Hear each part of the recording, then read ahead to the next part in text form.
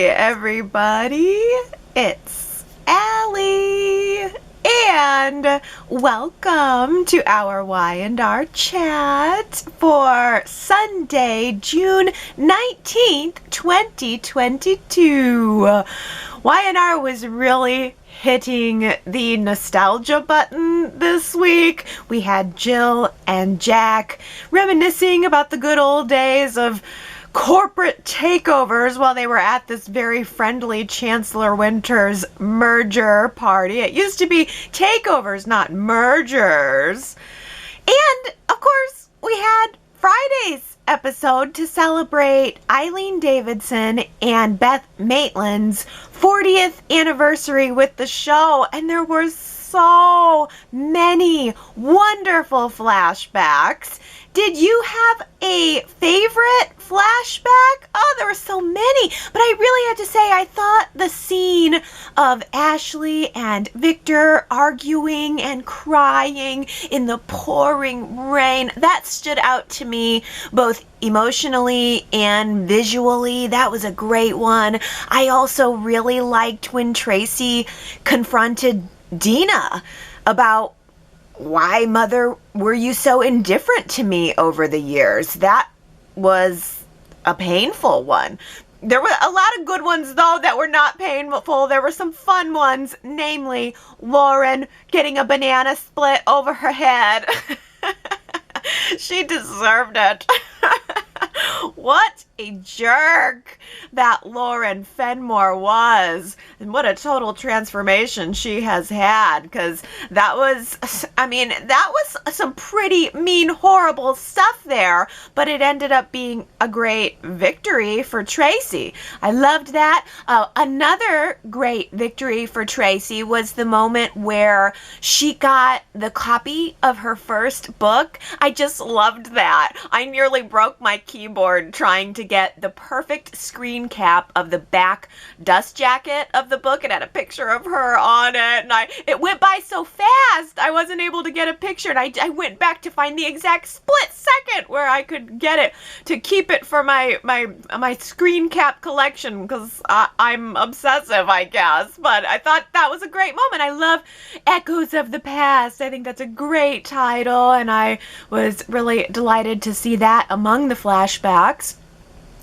Ashley had a lot of gorgeous moments, a lot of gorgeous hair, a lot of crazy hair and crazy looks over the years, but I really enjoyed her scenes, especially with John. They had a bond that was just unbreakable and very special, and I liked seeing after her graduation where she was kind of playfully talking with him and asserting herself as a woman for maybe the first time with her father.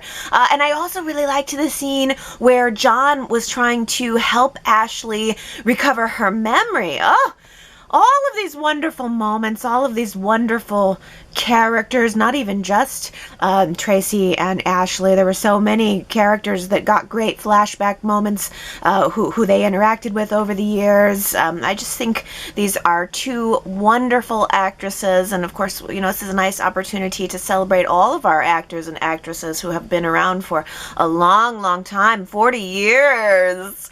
40 years is definitely something to celebrate. So congratulations to both Eileen and Beth, and thank you for sharing your talents with us, and thanks to Bill Bell for creating those characters and those roles that those ladies stepped into. And honestly, I really think that there could be a bit of thanks to the current writing team for creating the role of Allie, because Allie is giving us a fresh lens to look through, and when we're kind of reflecting on these characters who we've known for so long, who've had such a rich past.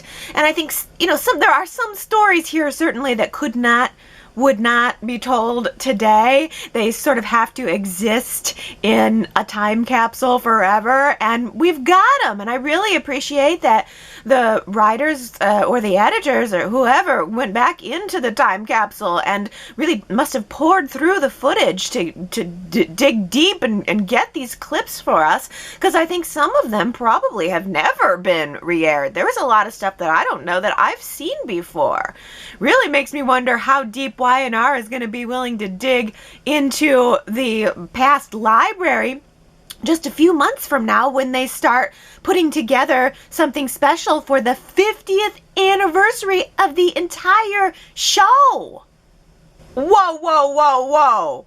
You're telling me that Chancellor Winters is about to launch 50 new podcasts? Stop the presses. This is going to break the internet. Can you imagine all those reporters running furiously back to their computers to type out, wow, 50 new podcasts. That's really something. 50, huh? And they're all really high quality? You say they're all really high quality. Well, that is some innovative stuff right there. This Chancellor Winters is going to be a force to be reckoned with. That's my prediction. Oh, well. Gee, Nate, you were right all along. We are all so sorry that we doubted you. Can you believe that twist? Honestly, I think this is probably an even better outcome than what I was expecting. It's probably even a better outcome than what I was hoping for, which would have been that Nate decided to take off his clothes and streak the party to get the press's attention. But, you know, that's what I was hoping for. But actually, I think this was even better because what we have now instead is a slow puffing of Nate's ego. I think it's going to be little bit by little bit that Nate is going to become power hungry, and that is going to end up being his downfall. It doesn't even necessarily just have to be in business. It can be in his personal life too. Nate may start to crave more power, more excitement, more thrill, and maybe even more women.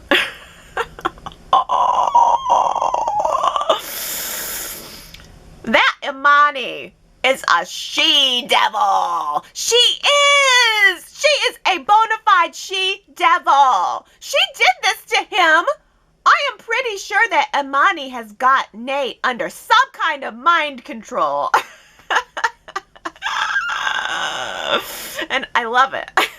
I can't help myself. I love it. And I love Imani so much, which makes me think that probably most people don't like her. I love her in a way that she creates drama and she stirs things up. And I love her in a way that I don't like her, but I love her for bringing me the entertainment. And that usually means most people don't like her. It's hard to separate the two, the love of the entertainment, but the dislike of the action of the character. But she's, to me, just too juicily bad. I just can't help myself but like her. I mean, even Jill had her number. That was a great moment. Jill recognized Imani's game immediately. Imani went up to Jill and was trying to be boosting Nate's ego, trying to boost him up to the big boss, and I think that Jill saw right through it. She knows that what Imani is doing is trying to intentionally puff Nate's ego, knowing that the bigger Nate's ego gets, the better the chances are that she will be able to steal him away from his no-frills girlfriend. Imani knows exactly what she's doing. She had her eye on Nate the entire night.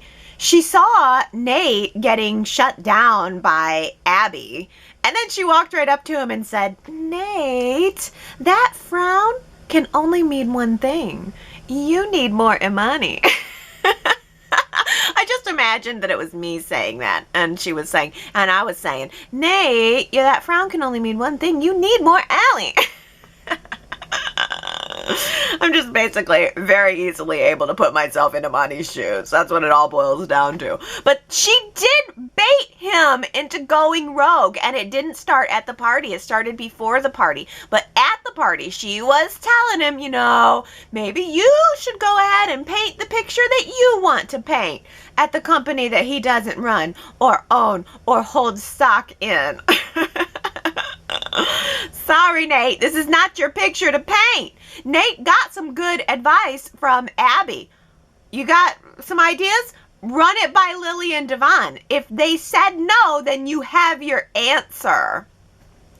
But that wasn't good enough. He was trying to go with his instincts, and maybe they were right at the end of the day. But just because they're right this time doesn't mean that they'll be right next time. It's really easy to see that Devon has come to the full realization that he is gonna have his hands full with Nate.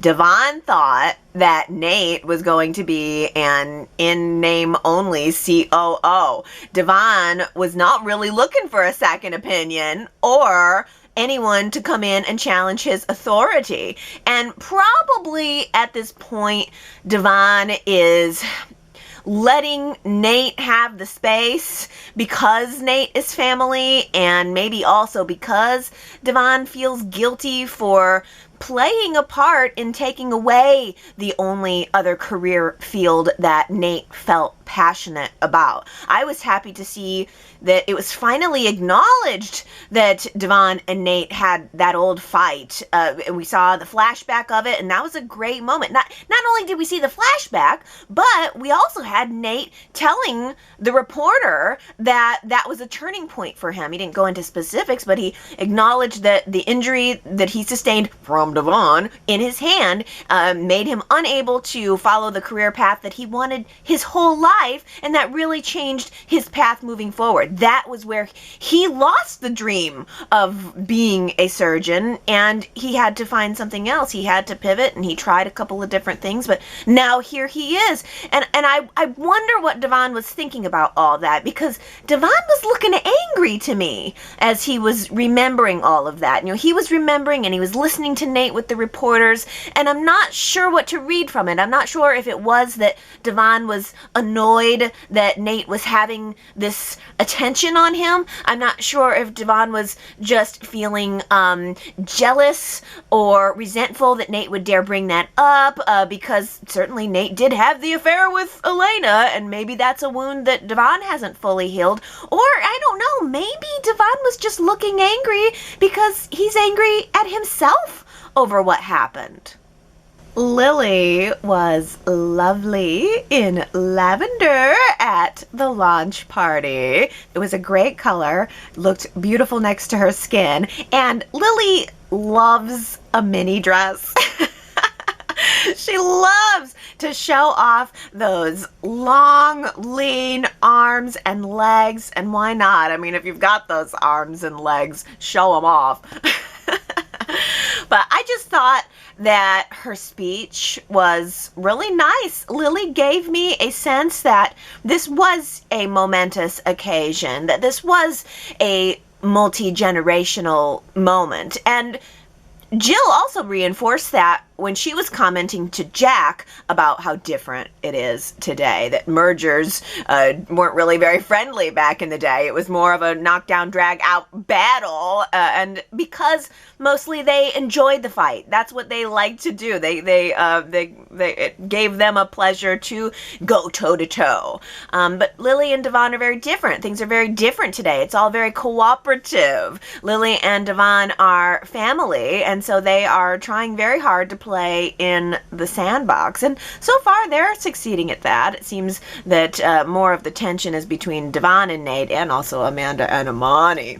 But Lily comes off as very competent to me, and I'm very happy to see someone of her age succeeding and doing well in business, and I think she presents herself very well and very nicely, and I think that Billy feels that way too. I think that Billy is happy that Lily is happy and succeeding, but I think Billy also now sees the omen that Adam is looming on the horizon, threatening to destroy that happiness of Lily's. Pretty much saying, I'm taking Chancellor Winters down. I'm coming for you. Adam said that.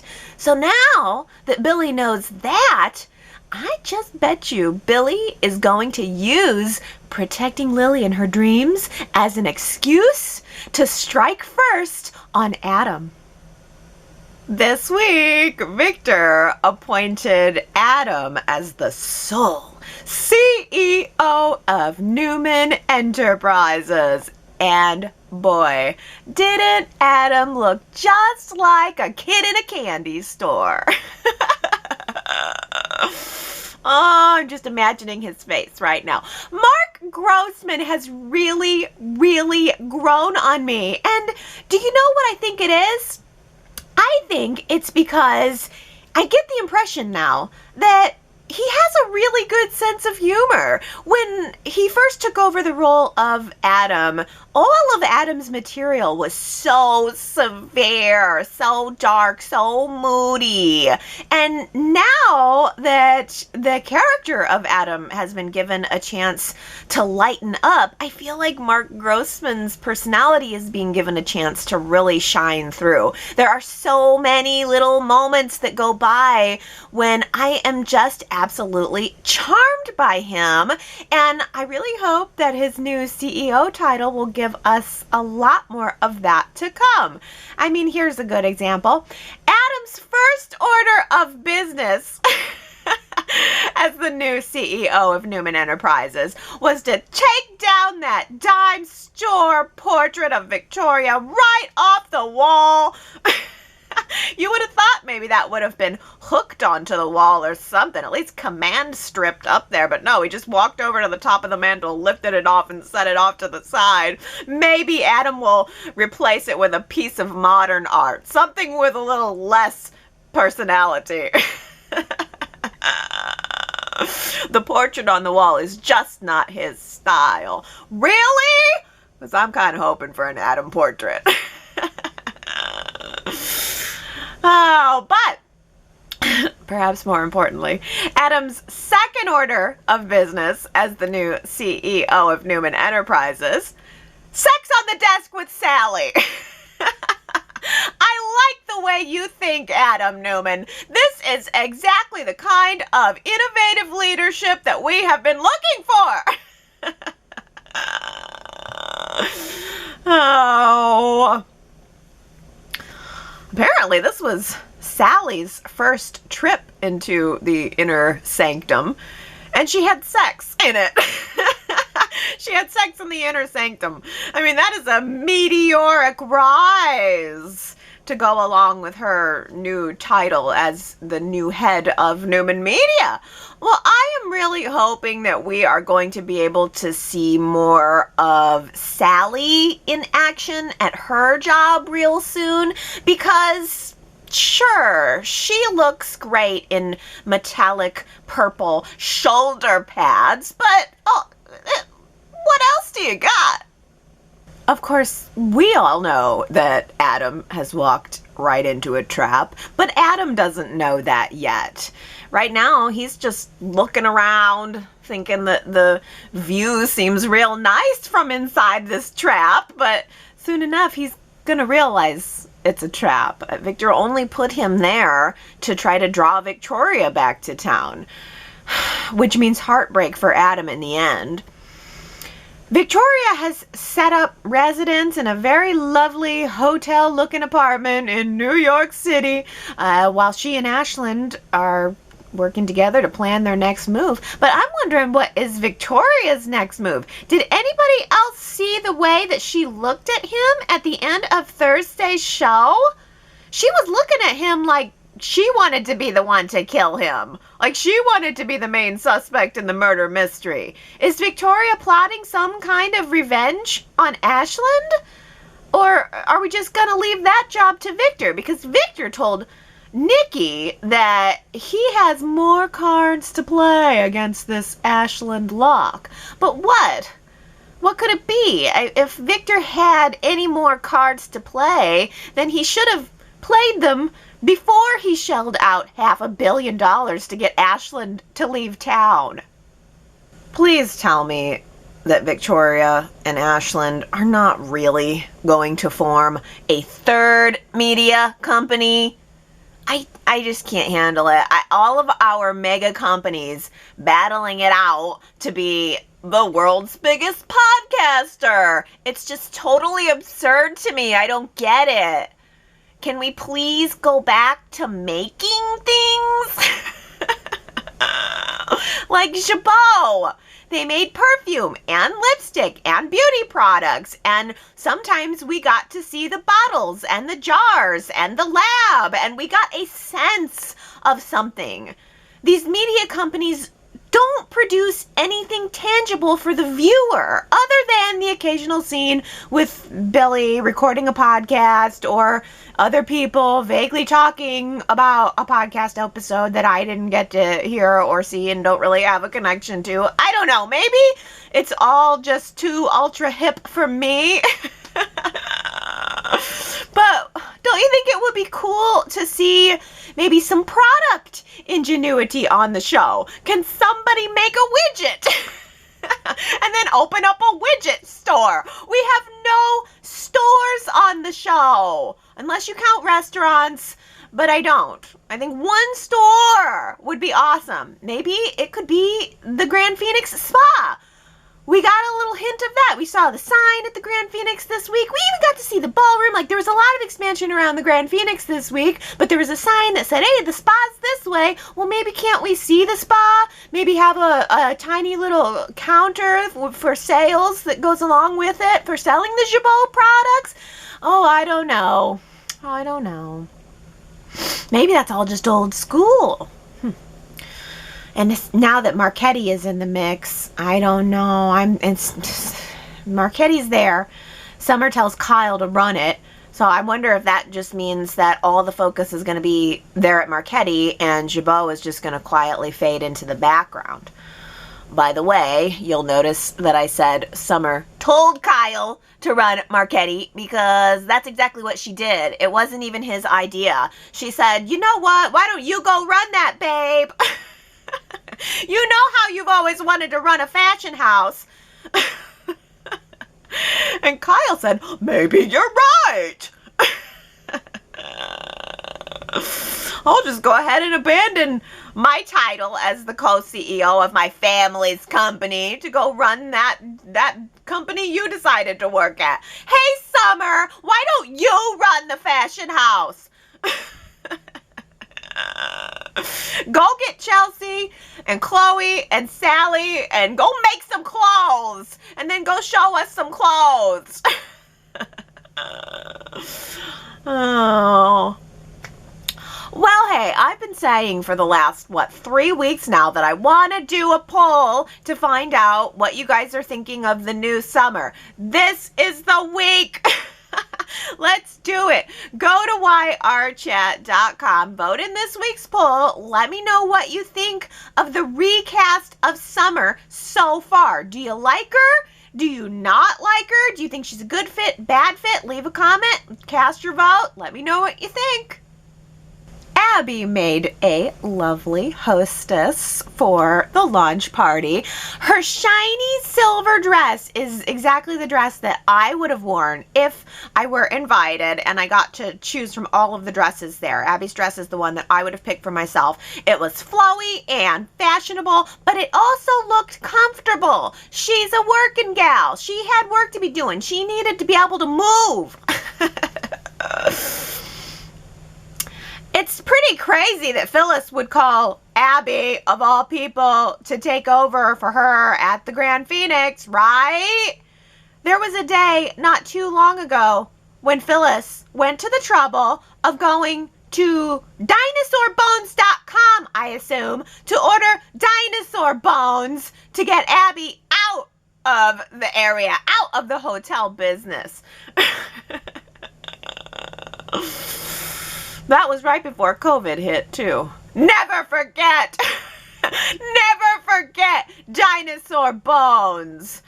I needed a break after dinosaur bones. Oh. Well, Abby wanted Chance to spend a little more time with her at the party, but he got called away because he's working real hard to close all of Ray's cases. I'm worried. It seems dangerous to me. I'm seeing Chance with a lot of mood lighting. He's looking a little severe. The lighting's a little severe severe. I'm getting a nighttime mood lighting high contrast thing around Chance right now. Like one of these missions could go wrong at any moment. I'm wondering if something dangerous is going to happen that is going to make Chance come close to losing his life, and then, I don't know, maybe he's going to change his mind. And as Jill suggested this week, maybe Chance is going to end up joining the family business. No, I don't want that at all. This Chance reads as cop to me. He doesn't read as business guy. I hope this is not all just leading up to Chance going to work at Chancellor Winters. We cannot have everyone on this show having a corporate job. We have got to have some other kinds of professions on the show. Nikki gets my best dressed award for the launch party. She looked like a warrior mermaid queen. Blue and green iridescent gems on that navy blue sheer background. She looked like she should have been carrying a trident instead of a purse. Maybe she could have used the trident to prod Diane right out the door. Oh. Diane has crashed every party since she's been back in town. First, Mariah and Tessa's wedding, now the launch. Diane's just always like, oh, I just showed up here. Sorry, I didn't know it would be a problem. I'll just go ahead and leave then, unless someone doesn't want me to. She was there totally by accident. She just likes the sizzle of the sauna at Phyllis's spa. Yeah, right. Yeah, right. She knew Jack was going to be there, and she knew that Jack was going to be alone. She said so herself. She knew Phyllis was out of town, so she was hoping for easy pickings. But Nikki marched right up to her, got into her face twice.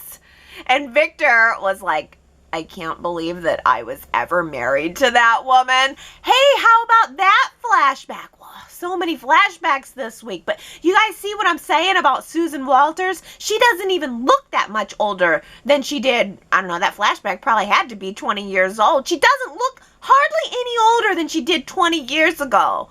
Man, I'm really into her. I like her look. I like Diane so much. Bringing Diane back has just been such a really good twist for 2022. Oh, I can't get over it. And I liked being back at Victor's penthouse, too. I don't know why, but that penthouse has always been kind of appealing to me. And there was that mystery portrait up on the wall. Did you guys see that? We talked about it before. Somebody told me one time that that mystery portrait was a gift from his first wife, or maybe it was of his first wife. I don't know. Was that Julia? I don't think so. No, that can't have been Julia, but I can't remember what someone said to me. But I also can't believe that Victor would be keeping a portrait of his ex-wife up on the wall after she had left him. So maybe that portrait was meant to be abstract. Maybe it's just was supposed to be a beautiful portrait of dark-haired woman in sexy silver dress. But that's always been a mystery to me. It probably will always be. If you tell me what the story is behind the portrait, I'll probably hear it and go, huh,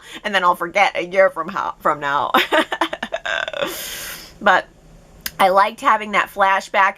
I'll tell you what I really liked. The best moment of that entire episode was when Jack complimented how good Nikki looked in her mermaid dress, and Victor just looked at him real quick and said, "Don't flirt with my wife."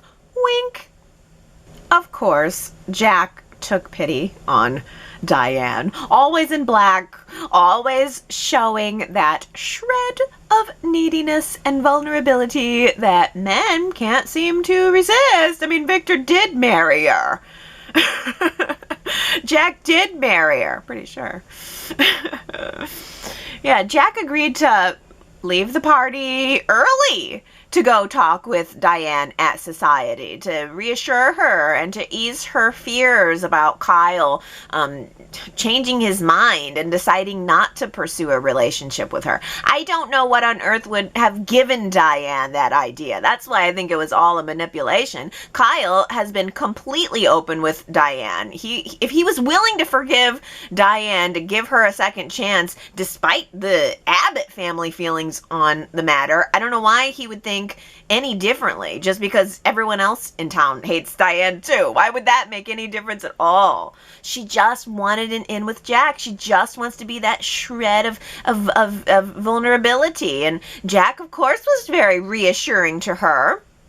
And Diane thought, oh, maybe I'll just push a little further. She tried ever so slyly to broach the topic of Phyllis by saying that she wanted to apologize to him for coming in between he and Phyllis. Clearly, she was fishing for some kind of confirmation that that was true, confirmation that they had indeed broken up. But Jack was not having it. He shut it down right then and there. That was the button that Diane was apparently not allowed to push.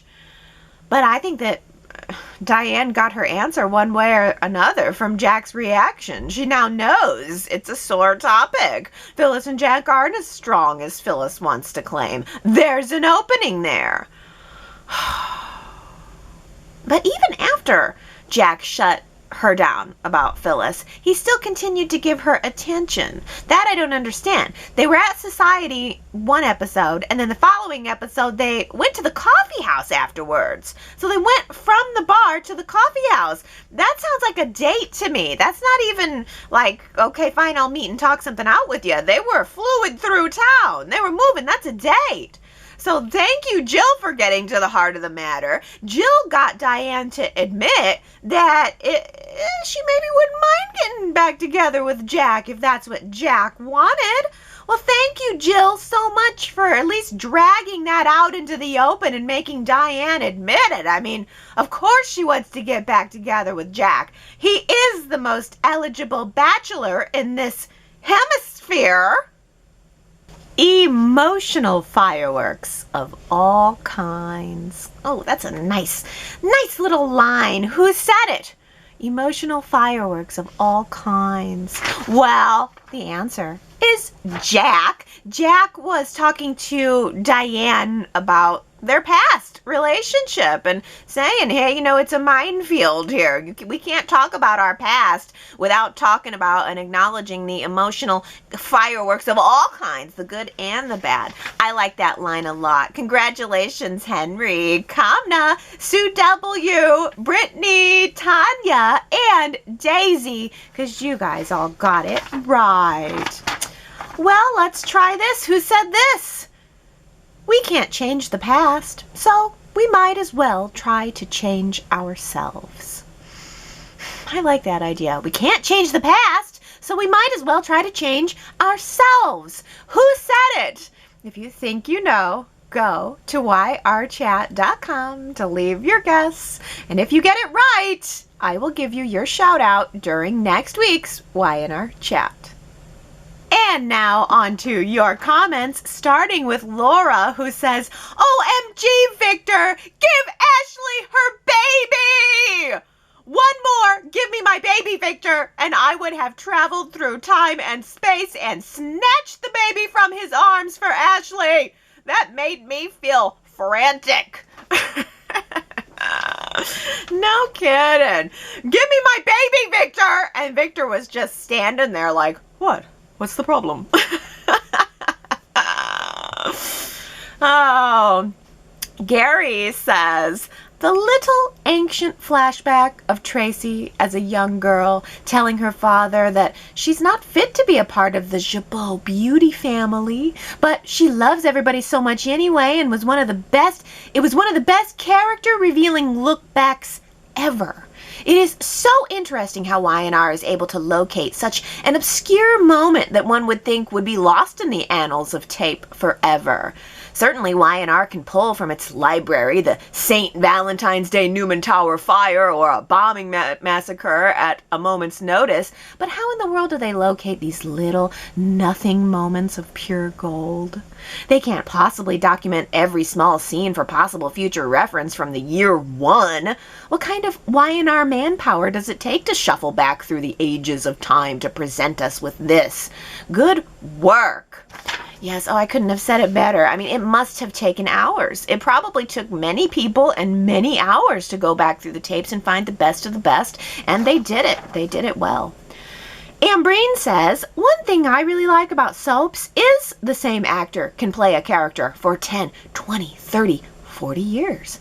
That means you get to watch cool flashbacks. You're reminded of the scenes you haven't seen or have forgot. You see the actors grow up. It's something special only on soaps. Yes, some shows run for 10 years, but not much more than that, and they don't use a lot of flashbacks.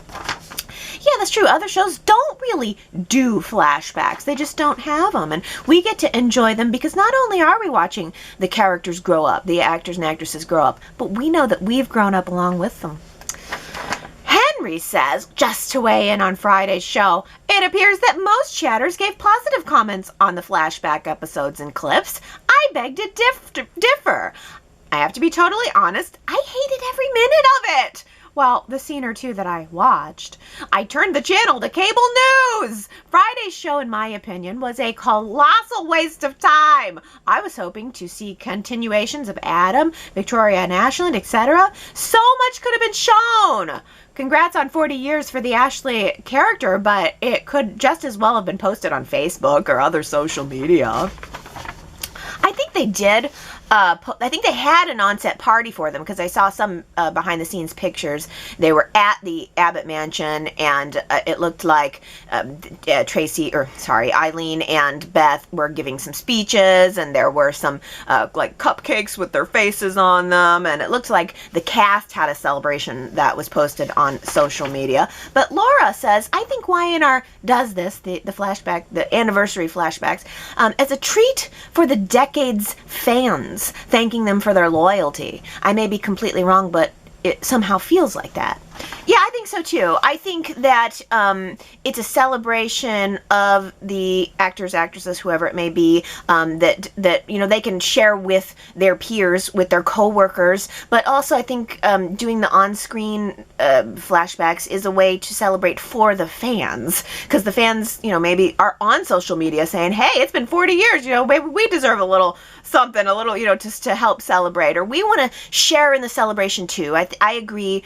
I think this is Y&R's way of including us in that celebration. And I do love the flashbacks, but I understand, you know, that not everybody likes them and would really prefer to stay inside of the continuing story that is of the day.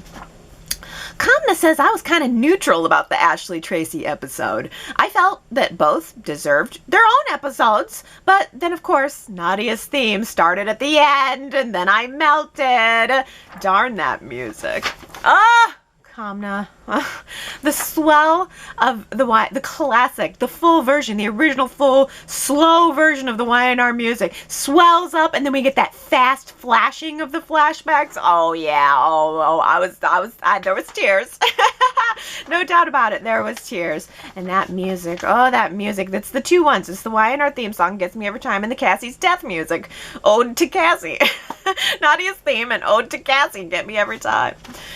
Sherrod says, I thoroughly enjoyed the Traci and Ashley episode, seeing Traci with Danny and being reminded that she's a singer, and Victor caused the death of her daughter, Colleen, for which he has her heart, but I digress. I say the other part because I wish the show would give Traci back a daughter in the form of Tessa Porter. It's doable. That would be great, wouldn't it? And Victoria says, having Traci as extra support for Tessa is a great idea. Traci is supposed to be working for Chancellor Media, now Chancellor Winters. She could write a profile on Tessa and then begin a close relationship. This relationship could prompt Traci to move back to Genoa City and also support Allie. Yes, I love that idea. We need to get Tessa some I mean, Traci wouldn't necessarily be family, but someone who's like family. Traci's that motherly figure toward Lily. Why couldn't she be a motherly figure toward Tessa? And Tessa needs some more friends, too.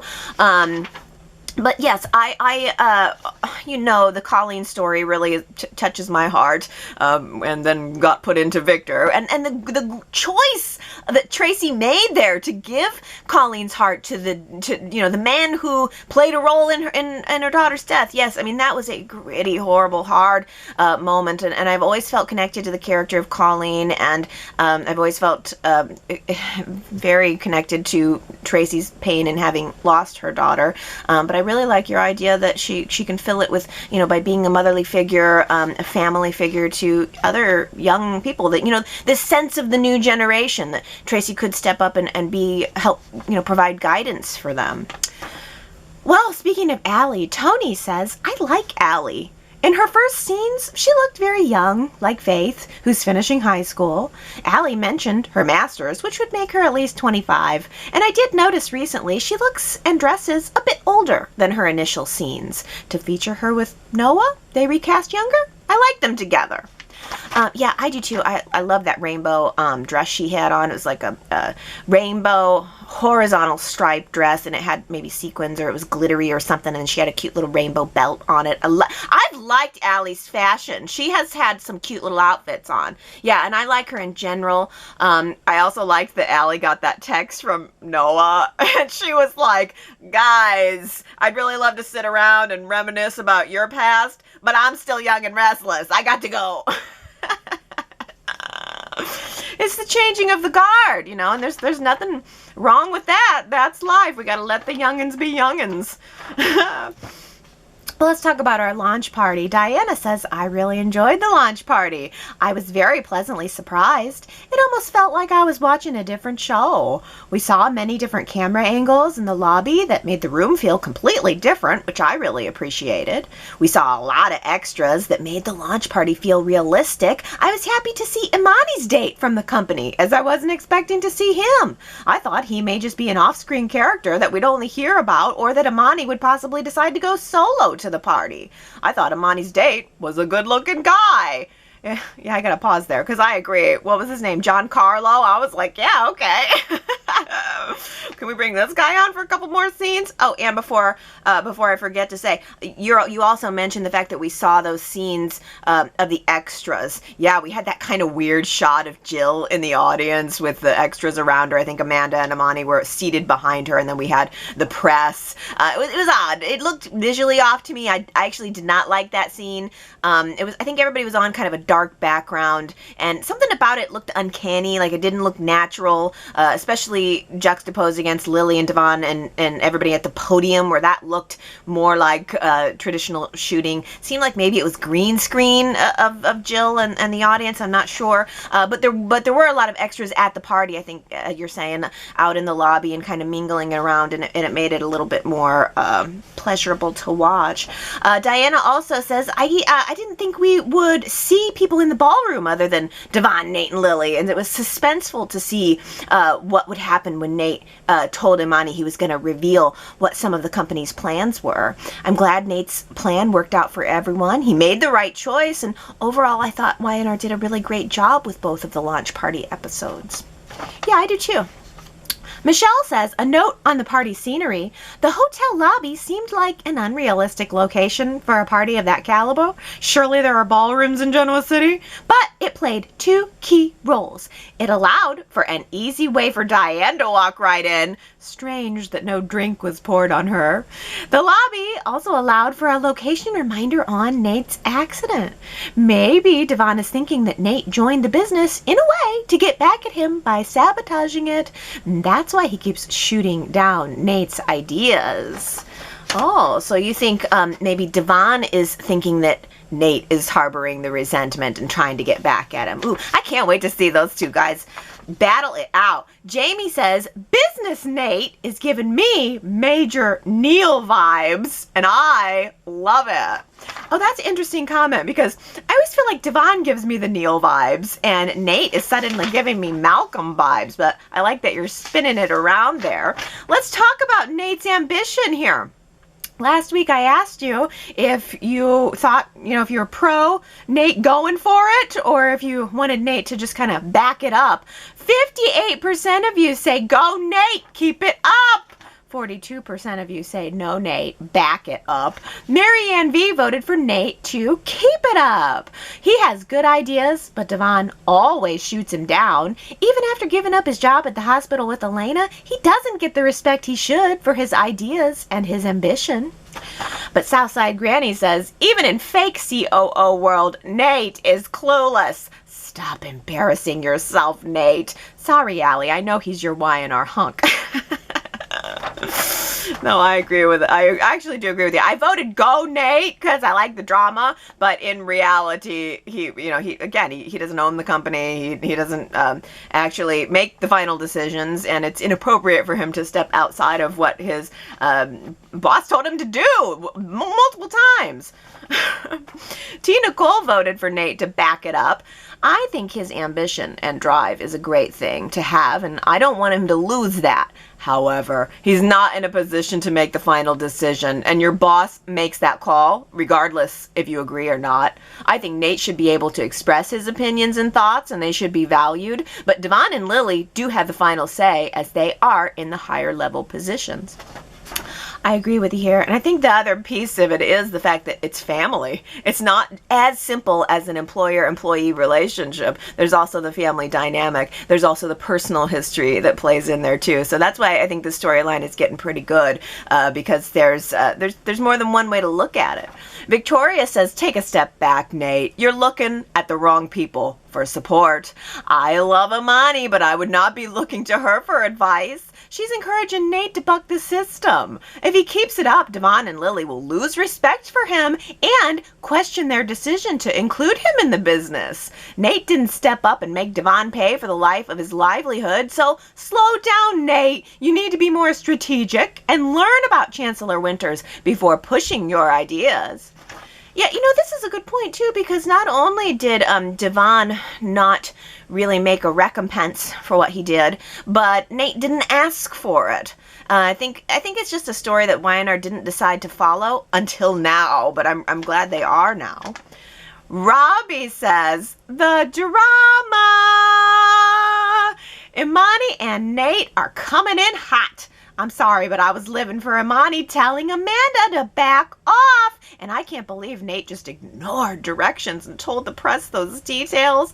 I don't see Imani and Nate falling in line anytime soon. This is going to be so good. Yeah, I really thought there was going to be a fallout from that. I'm surprised everybody just kind of went, yeah, okay, Nate, I guess you were right all along. I don't know. Maybe they were only doing that because they didn't want the waves. But maybe if that's the case, they're sending the wrong message to Nate. But I agree with you. Nate and Imani are not going to back off. Seems like Amanda is not backing off either. I really think Amanda does need to back off a little bit. She, again, it was pressuring Imani, saying, stay away from Nate. And Imani said, you're my sister. Or you're my, but this is nothing to do with that. I love you, but this is not your business. And I have to say, I kind of agreed with her in that moment. Especially since it's not as if Imani has actually done anything. She hasn't exactly done anything. It's just kind of she's sort of interested in Nate, and she's poking and prodding a little bit here and there, but she's been pretty subtle about what she's doing. Tony says this storyline was subtle. The smooth and friendly agreement to start this new company and who will do what.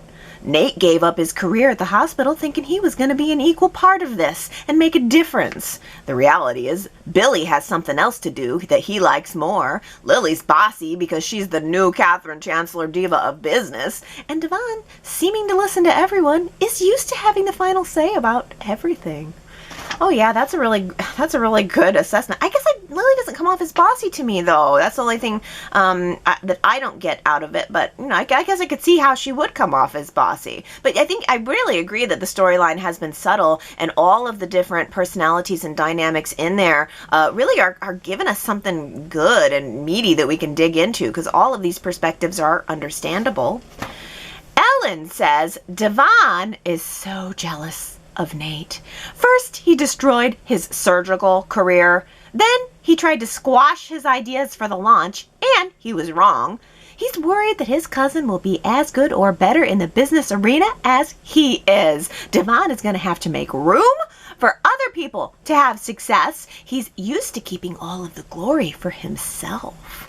Oh, I like that. Devon is going to have to make room for other people to have success. You know, that's true. And it goes back to what Tony is saying. Devon, seeming to listen to everyone, is used to having the final say about everything. So there's going to be an area of growth that Devon is going to have to embrace here, or it's just going to ultimately cause him some more problems.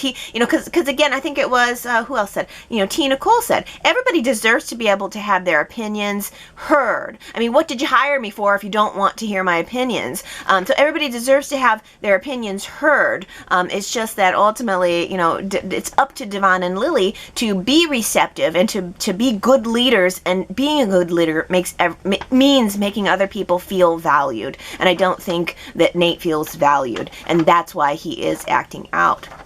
Sherrod said, I'm with you about Devon. Also, it seems that he has no sense of remorse about destroying Nate's surgical career, and was outwardly upset that Nate even mentioned the reason for his change of career direction. But maybe Nate is out for a little payback himself. I hope so.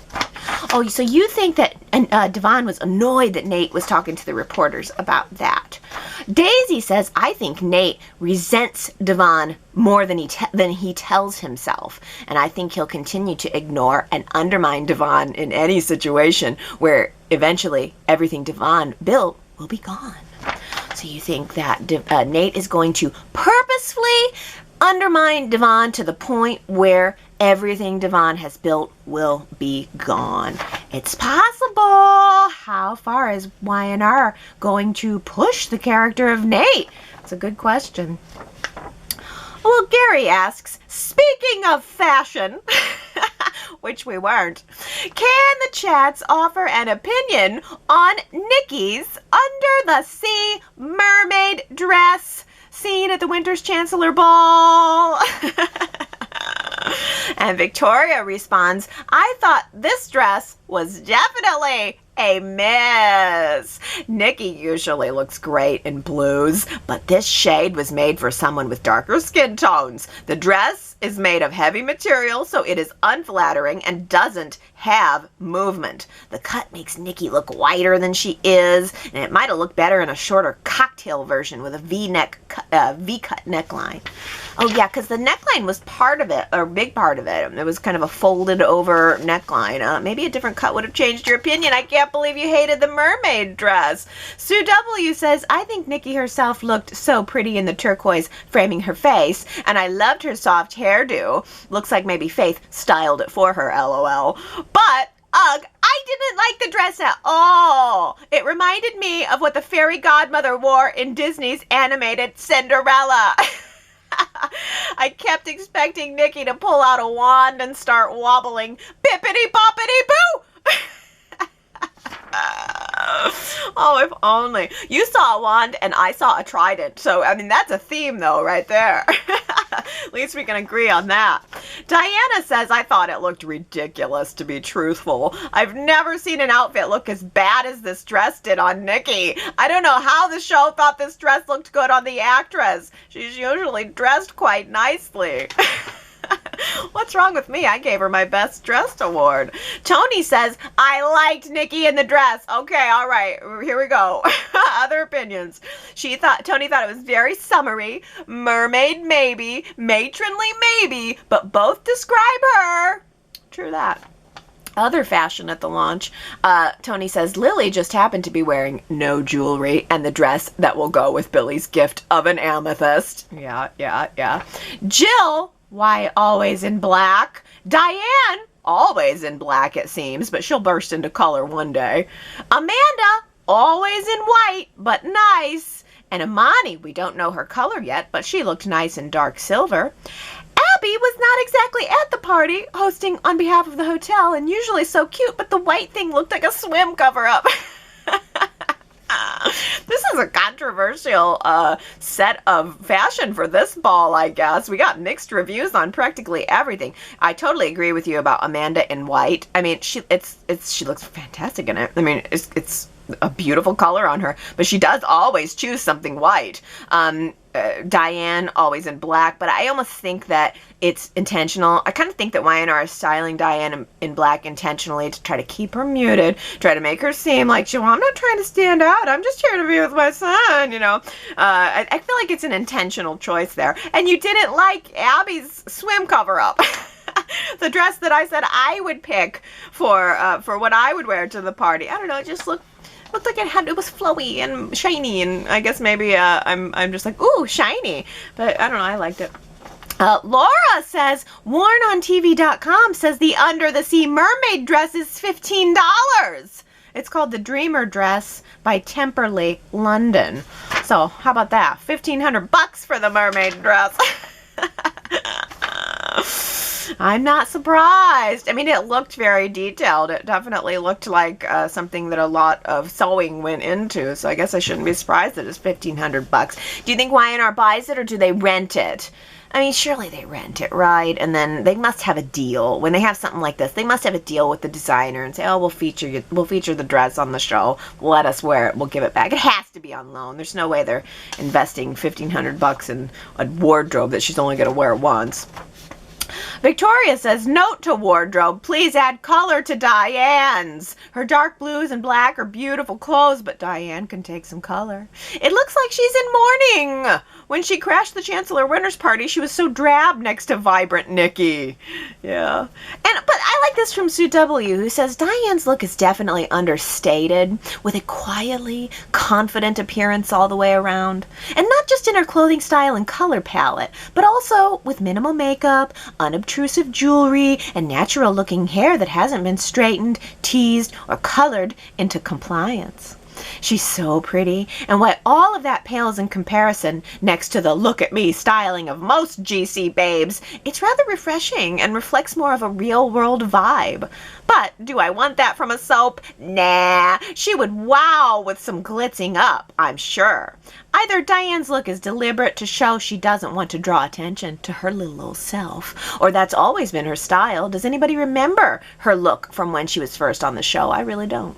Yeah, and maybe it's a little bit of both, because I think that she's definitely trying to, you know, don't mind me, I'm just over here being a good girl, you know, with the muted clothes, not trying to draw any attention to myself, but I think maybe her style over the years did have a sort of simple, natural elegance to it that sort of suits the actress. Yes, I mean, the fact that she appears to not have dyed her hair, and, you know, does not go out of her way to tease it up, spray it up, make, you know, do herself up. That must be the actress's personal choice. That must be how she styles herself in her own personal life, and maybe the stylists at Y&R kind of go along with that and always have. I do think she's lovely. When I think of Diane, I mean, I think she does kind of usually choose a solid color over, you know, a print. I mean, Diane's not going to be the one showing up in metallic blue and green jewels all over. I like Diane, and I do like her style. I just want a little color. It's summer. It's summer, and she's only worn black. She looks good in black. She looks good, but we gotta have something else. Can't just wear black every time. Gary says, I like the way how when Diane gets tossed out of a place, like the Winters Chancellor Ball, she was on her way to the spa. She's amenable to go. Certainly, but then she has to have a lengthy, friendly discussion about the appropriateness of her having been asked to leave.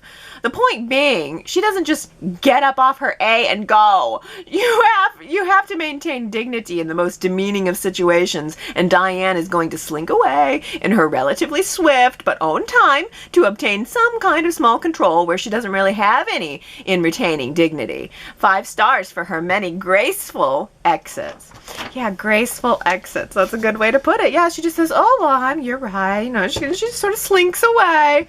But Keisha reminds us that Diane has had years to plan her return to Genoa City. She expects to be verbally attacked everywhere she goes. That's what she wants. She needs Jack and Kyle to see how hard she's trying. Phyllis, Nikki, Victor, Abby, keep taking the bait. Keisha, yes. because that is the truth. She needs them to keep attacking her because the more they attack her, the more she looks like she's trying to defend herself against the naysayers who don't want to give her a second chance. Oh, it's all so good. Hey, Daisy says it may be that Diane had something to do with Marchetti. She may have bought the majority shares and manipulated the CEO to retire.